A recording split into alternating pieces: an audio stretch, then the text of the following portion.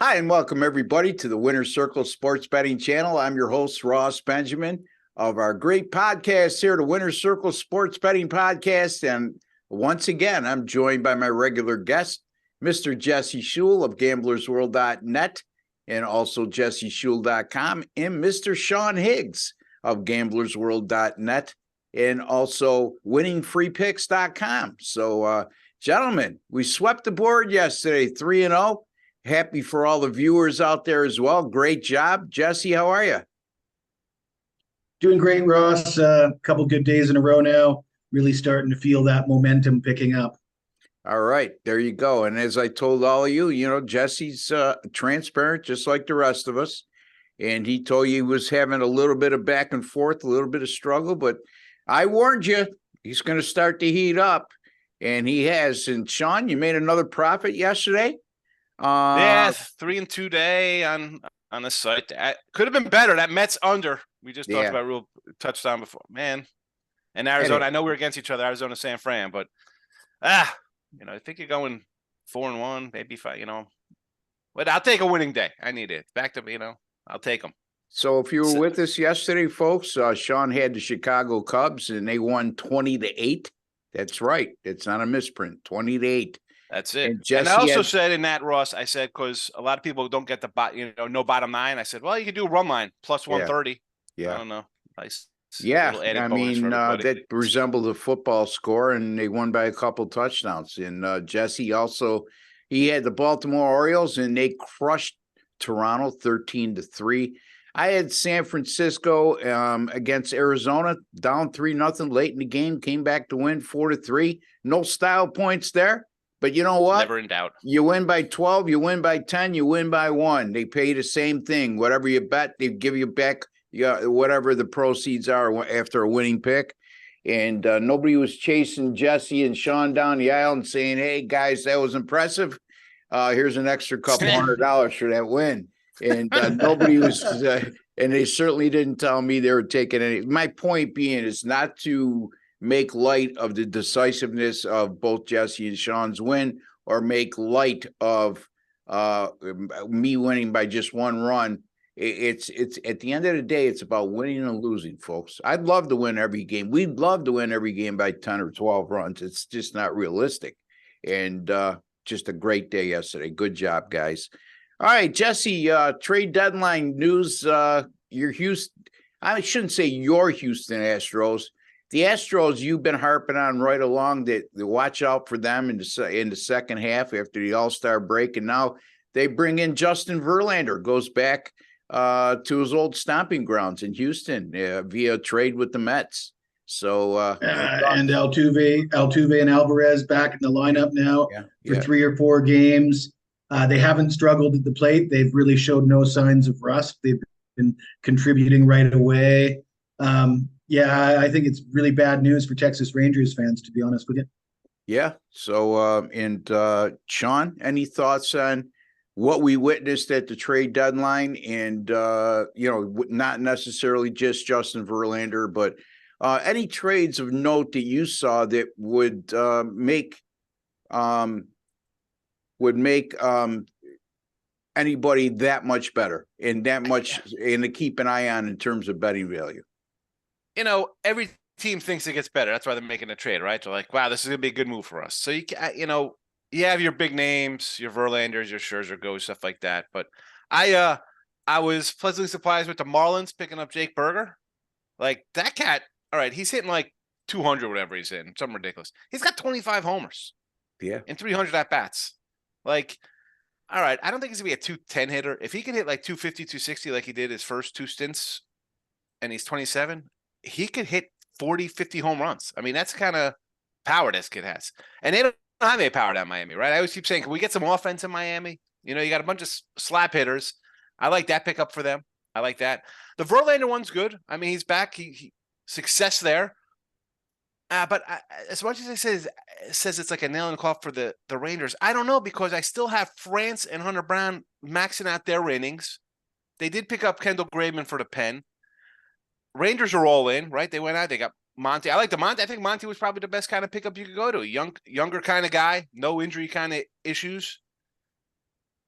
Yeah. Who else made some crazy moves? I mean, what are the Padres doing? I have no idea. I don't know how Rich Hill and the Korean kid at first base. Yeah. Show goes, and then they pick up, and then they grab Garrett Cooper from Miami, another first baseman. Yeah. Well, that I like that pickup. I think that if you look at Garrett Cooper's numbers, he provides some power. He's a left-handed bat and could be a good platoon player. So that's what I think they got the both of them for. Yeah. Yeah, I like that move, but the Rich Hill and Choi acquisitions, I how does that improve your chances of winning? Look at when you look at San Diego, and I said it after the All-Star break, I was looking for them to make a move, and it's not like they've just stayed status quo, and this is a lineup. When you look at their batting order and their pitching staff, they're vastly underachieving. I got to believe the hitters are just. I mean, I guess they're just sitting waiting on them to hit to the back of the baseball cards. But it's August now, so we're gonna have a 2-month tear. They go on a 2-month tear. Give them the World Series ring if these guys start hitting like we thought they'd hit at the beginning of the year. Then, right? I mean, who's gonna stop that? You have a possibility of Philadelphia Phillies from last year with San Diego, But in terms of what they did at the trade deadline, I like that Garrett Cooper move. The other move, not to be redundant, the other two moves, not to be redundant. I don't see how that improves their chances or the ball club in general. So Orioles get a guy finally, finally get another pitcher, which I think they need. Yeah. And I like the Cubbies move. They got the third baseman, it's what they needed, a bullpen guy. Yeah. And what about the Yankees not doing anything? No. Bit of a different look. What's that? What are they doing? What's that tell you? I mean, they're in last place. What they have, you can't trade your prospects. If you would have traded them and you got Snell and Soto, that's fine because Soto's still locked up. He's arbitration eligible. Perfect. Yeah. But where's this team? I said this yesterday, Jess. Where is this team going with Judge, Stanton, Cole, 140 million? LeMahieu's getting 15 million a year. He's 35 years old. So you have a bunch of contracts you can't move. Rizzo. He's under contract too. He's terrible. Yeah. One home run in his last 50 games. An aging team that the veterans are starting to show their age right now. Unfortunately, Judge once again can't stay healthy for an entire year. Stanton has injury issues. Has always had injury issues. Yep. And this year, you can't trade those. You're not terrible. The Mets. So there's what you're going to have to eat salary. And the majority of it, if you trade guys like that away, but the thing is, though, if you could eat those contracts, would be one thing. Yeah. Even if they could, who's taking them? The Mets at least had a guy said, you know what, we're going to pay these guys next year anyway. We'll swallow and pay those contracts. Give us a highly touted prospect back, and maybe they turn into a great player. Let's be honest, you got about a 10% chance of that happening. But you have the capital, so next year. At the trade deadline, they could trade that guy. Like, oh, this guy was, he's a second-round pick. He's tearing it up, and flip that into something better. Like you're already paying that money, right? The money's being paid to Scherzer or Verlander, whether the Mets pay it or they trade it and got garbage back. The money's spent already for the Mets. Good move for him. That's moves you don't see much in baseball. That's the kind of thinking he brings in. Like, I'm paying these guys anyway. I'll pay your contract. Give me a good prospect, good rookie, good move for the Mets. Sometimes the best moves are no moves at all. And going back to your point, we've seen the Yankees make moves at the trade deadline in the past, and they give up a lot of prospects to bring in a veteran presence or a guy that somebody just wants to unload because of salary. Why would you do that this year? Who could you possibly add? What would you get back in return? You're going to give away prospects on a team right now that, to me, is not going to make the playoffs. And if they did, they're an early exit waiting to happen. Garrett Cole's still performing well. And Aaron Judge, when healthy, is still one of the best players in Major League Baseball. Stanton, what are you going to get for him? What are you going to give up for? I was shocked that they were so successful in the first half of last season because we sort of saw the beginning of this in the second half last year, right? They had that big first half, and then in the second half, they started to sort of show what I thought were their true colors. Unfortunately, that didn't help me win my bet against Joe D'Amico. I had the Blue Jays. He had the Yankees. Oh yeah, and that will be well publicized that you didn't win that bet, Jesse. Yeah, no, it is. It is. Yeah. Anyway,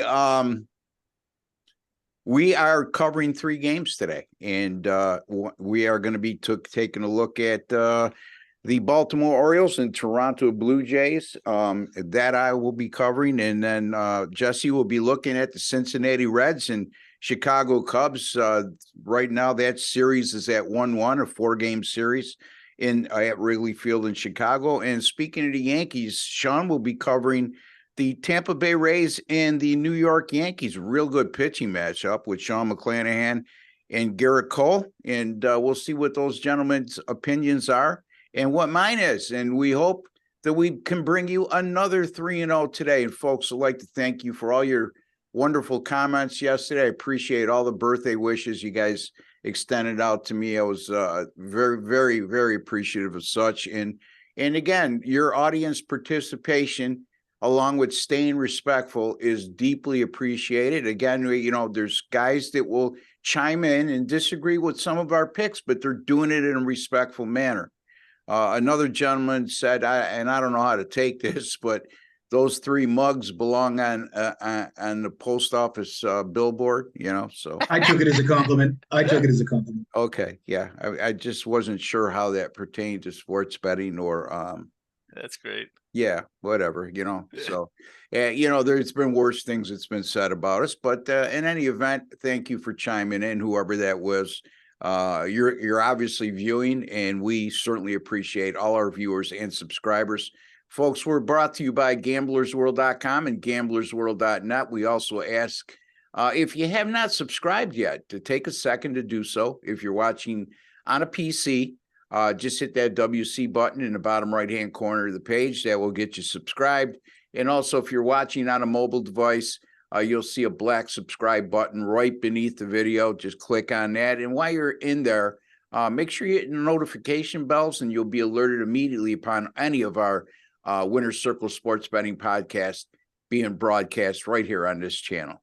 All right, guys, let's get to the meat and potatoes. Going to start with Jesse in the Reds and the Cubs games. We got Brandon Williamson for the Cincinnati Reds. We got Drew Smiley, the veteran southpaw, for the Chicago Cubs, 8:05 p.m. Eastern time from Wrigley Field. The Cubs right now, a -135 money line favorite. The total in this game is 10. Jesse, what do you got? This is an intriguing series. A blowout yesterday. Cincinnati won game 1. Cincinnati still, Jesse, every game they've played against the Chicago Cubs this year, they've scored 6 or more runs. What do you got? I've got some stuff for you, Ross. Don't worry about believe that. You do. And it's not going to surprise you that I'm going to get a little bit creative. All right. I'm going to recommend a split bet here. That's half your stake. So if you're $100 better, $50 on the money line straight up. I think you should be able to get plus 120, and $50 on the run line at -165.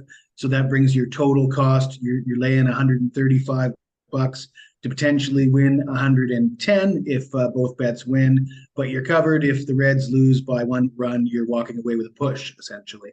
And the reason I'm doing it that way, Ross, is because the Reds, the best record in the major leagues on the run line, 71-38. That's 65% on the season against the spread when getting the 1.5.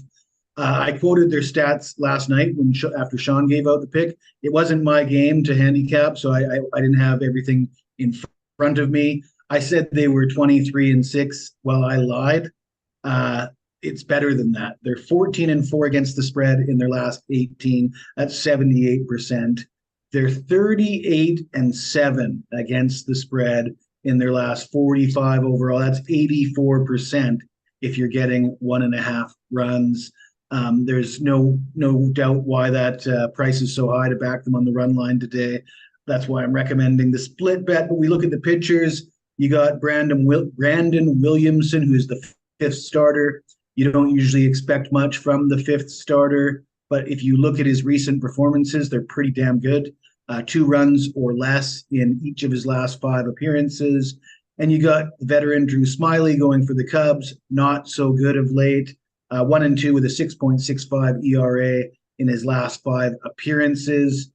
Like I said, I cannot ignore those stats and those trends from the Reds, short term, long term, and all year long. So split bet, take the Reds money line plus money and plus 1.5 for the other half of that bet. There you go. The Cincinnati Reds plus 120 over the Chicago Cubs. Jesse also recommends the Cincinnati Reds plus 1.5 on the run line at minus 145. And I don't want to misquote you. So your denominations and how you want that to be bet? Split the bet evenly. If you're $100 better, $50 on each. It was a little more expensive than that, though, Ross. It was 165. 165. So okay. By splitting the bet, if you're betting as $100 better, you're going to lay 135. If you win both bets, you're taking back 110. So yeah, there you go. Reasonable odds. Absolutely. And you factor in that Cincinnati, despite yesterday's blowout loss, 19-8 on the road in their last 27, and 33-18 or 34-18 in their last 52, somewhere in that area. Very good. And like you said, with Drew Smyly, struggling pitcher right now. You said over his last 5. I'm looking over his last 3. His ERA is 7.90. His WHIP is 1.90, and he just lasted 4.6 innings pitched per start, and definitely something to keep an eye on there. I like the Cincinnati team. I also like the Cubs. I like the way they've battled back as well. I'm talking about just not the game, but the team in general. So, but anyway, your thoughts, Sean?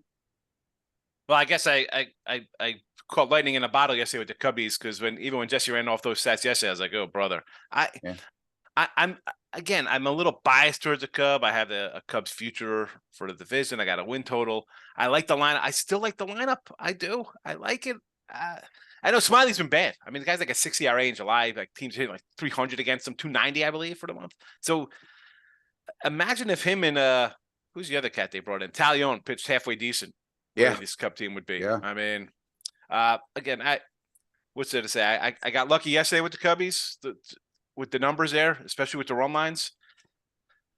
I don't know what to do there. No, I don't know if you got lucky. I can say I can take the Cubs minus 120 because I'll still be up because I hate yesterday's, but I don't want to do that. That's lucky is overcoming a 3-0 deficit the way I did in the late innings. A 20-8 win is not lucky. So the last I checked, well, covering the run line, it was after 30. What were they? 35-8. What did you say they were, Jess, on the run line? The Reds 38-7 in their last 45. 38-7. So yeah, I needed every bit of that 20. I needed every bit of that 20 to get there. Yeah, but sometimes, I mean, I like to look at stuff like that too. And that certainly is impressive, but sometimes you just have to cast that aside like you did yesterday, Sean, and just look at that particular matchup. And I give you credit because Cincinnati had owned the Cubs. They had won 5 straight over the Cubs at Wrigley Field. And like I said, in all 8 matchups this year against the Cubs, they've scored 6 runs or more.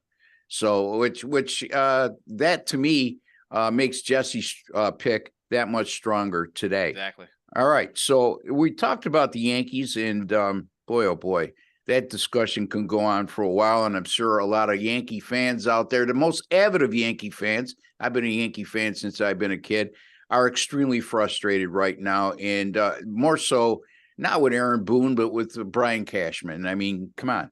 How you thought you were going to win with this team and trust the young kids you brought up that virtually have done absolutely nothing.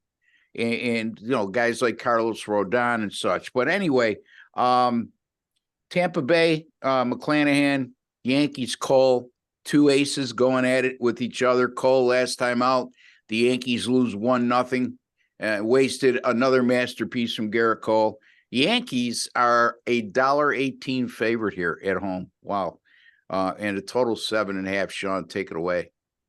Yeah, and they're $1.18 fave because McClanahan's been bad his last 5 starts. I mean, It started back against Kansas City, got pulled out, back problem, 3 2/3 innings. The next outing versus Seattle, gives up 4 runs, takes a little break. All right, let's let it heal.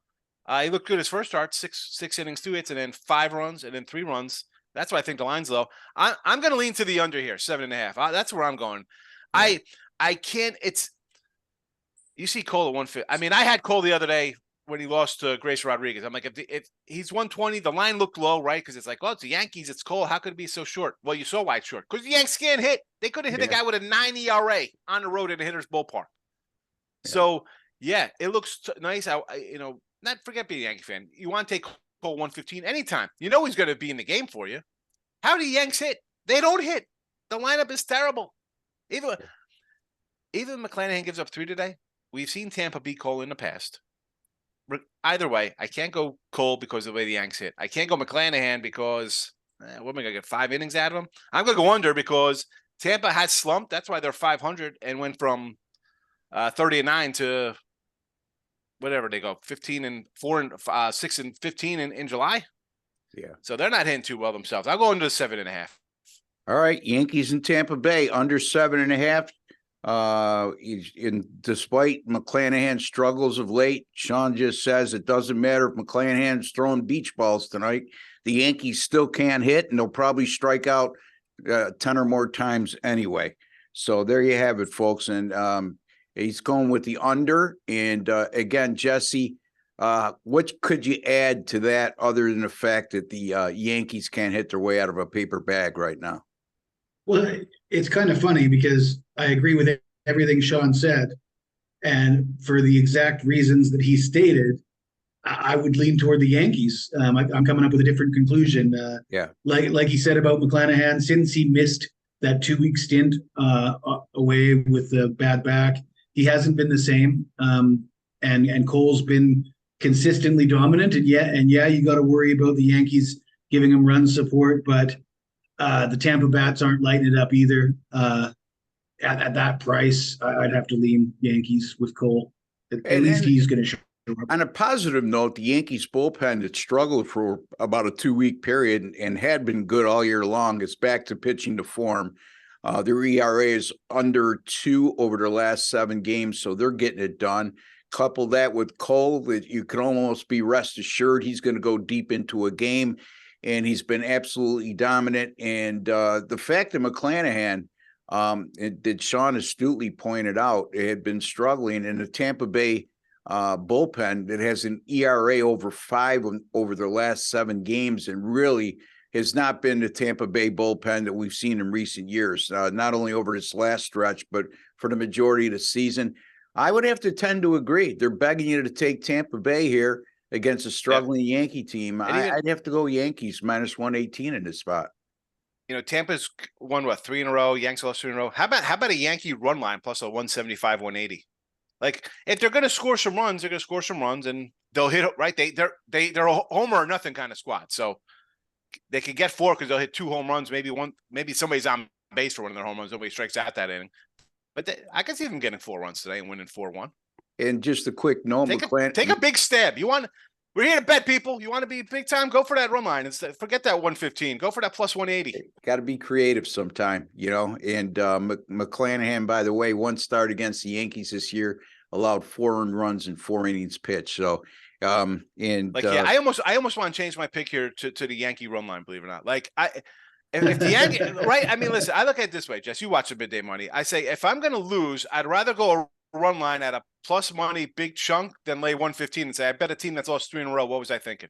I'm interested to see if Ross is going to let you get away with that or not. What do you think, Ross? Are we going to let him get away with that? If indeed that's let's go run line. We're going. I mean, I doubt that any of our viewers just went in and just made a bet automatically 2 minutes after you made the pick anyway. So you could find anywhere from 175 and we're not live, to 180. so you know what I mean. That's the great thing about not being a live show, that you could. So you want to go with the Yankees then? Yeah, a run line. Run line Yankees. 175. Yankees minus 1.5 plus 175. And Jesse gave you his picks on Cincinnati on the money line and Cincinnati on the run line. So an extra bonus there. And he said to divide it up equally with Cincinnati on the money line for the same amount as on the run line, with the exception to run line, you're going to have to lay 165. The money line, you're going to get plus 120. So there you go. And he gave the reasons why. Cincinnati Reds, their run line record, just incredible over the last month and a half or so. I'm going to take a look at the Orioles in Toronto, a series that we've been covering. The Orioles winning yesterday 13-3, winning Monday 6-1. And there's still 2 games left in the series and a chance for Toronto to bounce back and even the series up. But I don't think that's going to happen. Quite frankly, the Blue Jays right now, -120.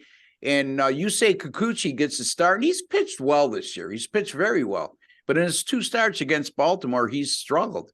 A 4.82 ERA, a 1.61 WHIP. He's 1-6 in his career team starts versus the Orioles, and all since 2019, with a 5.97 ERA and a 1.62 WHIP. Kikuchi, he's one of those guys that he could throw a gem, and then all of a sudden, the next time he could look like not the same pitcher that you've been witnessing over the last 3 starts. I'm not banking on that. I'm banking on the fact that he does not. Baltimore, let me say this, Baltimore matches up much better against Kikuchi than probably anybody else in the American League. And you look at their numbers, 24-10 versus left-handed starting pitchers this year. Baltimore is one of the best, if not the best, road team in baseball. I think you mentioned that, Sean, yesterday. 34-20 on the road. And the Toronto bullpen has struggled of late, and Baltimore's has just been solid. I mean, you're not getting those dominating statistics, but they don't do anything to really cost the team in the late innings. I mean, they've, like anybody else, you're going to blow leads once in a while, but more times than not, they're shutting teams down when they go into the 7th inning with a lead.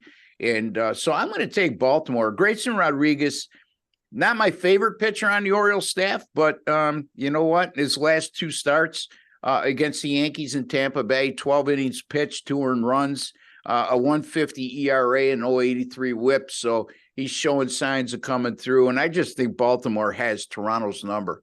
7-1 against the Blue Jays this year. And that includes 5-0 at the Rogers Center. Is it the Rogers Center still, Jesse, in Toronto? It is. Yeah, the Rogers Center in Toronto. So I'm going to go with the dog here. I'm going to take the Baltimore Orioles plus 109 over the Toronto Blue Jays. Jesse? Yeah, I mean, it's tough to want to take Toronto as a favorite against a team that just looks better. Even though I am Canadian, I think I'm going to have to agree with Ross. Yeah, Bo Bichette being out of the lineup, that's a killer loss. Yes. I like the shortstop, DeJong, they picked up from St. Louis. I think he could do a lot worse of a replacement than him. But by the same token, right, you're taking a guy out who's leading the American League in hits this year and is an integral part of their success. Sean, your take on this game? As much as I've had the O's the last 2 days, Grayson Rodriguez, even off 2 starts, I don't know if I could back him here. Yeah. I don't know. I mean, but do I want to lay with Toronto too, who's kind of been in a spin versus Baltimore? I don't know. Again, run line plus 160 instead of laying 125, I guess. I don't. Yeah. Toronto, I just, it's tough going against teams when they're playing well, and Baltimore's just been phenomenal. I just can't bet them. Like the 115 to me is like, I can't take plus money with Baltimore. Not with this kid pitching. He's supposed to be good. That's great. If he wins, super for him. I don't know. Just stay away from me personally. I can understand that, but since it was my assigned game, I'm trying to. I understand the best possible. I do like the run line part of it though. That's kind of like the Yankees. I'd rather, if I'm gonna go down with a team that's lost a couple versus the other team, I'd rather go run line for plus money. Right? If they're gonna win, you hope it's not one of those 4-3 kind of nail biter games. You kind of win going away, and you don't worry about it. 6-2, wrap it up. Yeah, like I said, be careful when you're doing that against the Cincinnati Reds, Sean. The Toronto by the way, the Toronto bullpen I mentioned have been struggling, 5.19 ERA over their last 7. And the Toronto Blue Jays this year is as much as they have a winning record and they're right there for an AL wild card spot. They're 7-22 against their fellow AL East opponents. And I also mentioned they're 0-5 at home against Baltimore this year. Not only 0-5, but they've been outscored by a cumulative score of 37-15 in those 5 games. So I'll take my chances with the dog in that situation. And Jesse, tell the folks exactly what you've been doing of late, and also what you may have coming up at gamblersworld.net.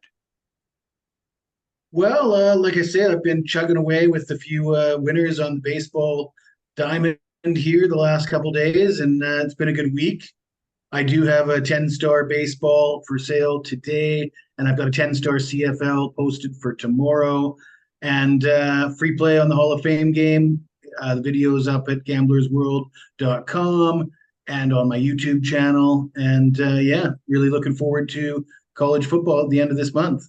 Yeah, myself as well, Jesse. And you mentioned gamblersworld.com. Jesse puts out a daily video every day with a free pick, a lot shorter. It's not a podcast, so he gets right to the point, tells you what's going on, what he may have going on, and he gives you a free pick winner on a daily basis, or attempts to, and he does very good at succeeding on most occasions.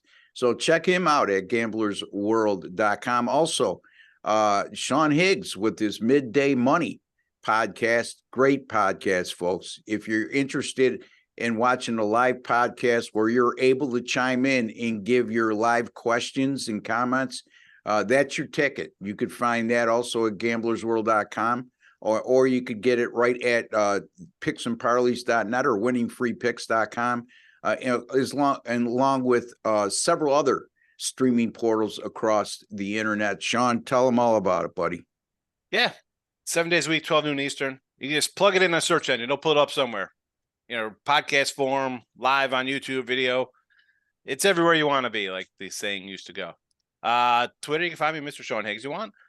And yeah, finally some wins in baseball. It was a rough July, but I'll take a 7-2 last couple of days. I'll take it. Nice little start to the month.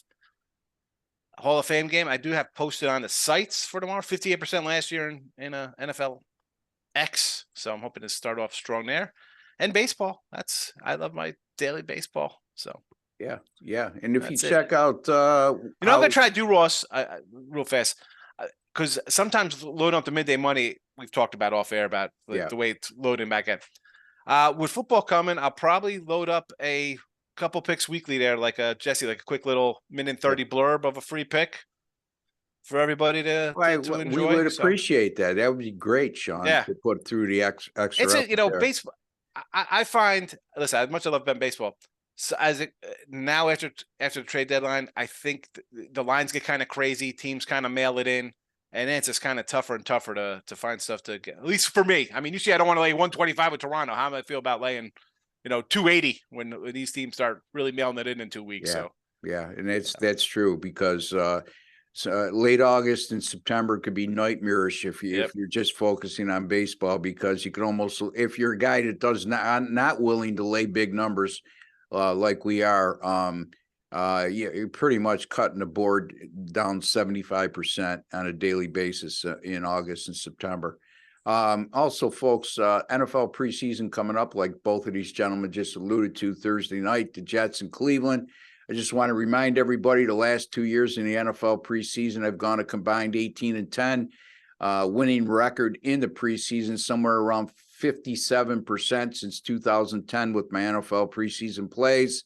Anybody who tells you they can't make money during the NFL preseason does not know what they're talking about, or they are listening to the wrong people. So all three of us do well in NFL preseason, as you just heard. And you could find all my picks at gamblersworld.com. You could also find me at rbwins.com. And folks, if you have not subscribed, we would certainly like you to do so. It costs you absolutely nothing. There's no hidden agenda. There's nothing up our sleeves. It's absolutely free to be privy to some of the best sports betting information, and unequivocally the best sports betting podcast in its format. And take nothing away from Sean. He does a whole different format. We're not live, and we have multiple guys. What my goal here is with this show, a lot of you who are watching are familiar with sports bet or sports talk radio shows. We like to have that format and do nothing but cover sports betting for the most part. So we appreciate all your support. Without you guys, this channel wouldn't be successful in where it is right now and continuing to grow. And we would welcome all of you who have not subscribed to jump aboard. And Jesse, tell the folks what you want them to do with that like button on the bottom of the screen. Well, quite aggressively, I want you to smash that like button. There you go. Smash that like button. It's just a small token of your appreciation for the work we put in on this channel. And we don't ask for much, folks, but there you have it. Okay, till the next time, I'll be back with Chip Chirimbas tomorrow morning. And then these two gentlemen will be back with me on Friday morning as we'll be covering more Major League Baseball. Folks, next week, some football action for you. We're going to talk NFL preseason, and then we're also going to maybe get into NFL MVP odds and make a couple picks in that regards. I'm just letting you guys know because you guys are going to be the ones doing it. So until the next time, for Jesse Schul and Sean Higgs and Ross Benjamin, take care and God bless, folks.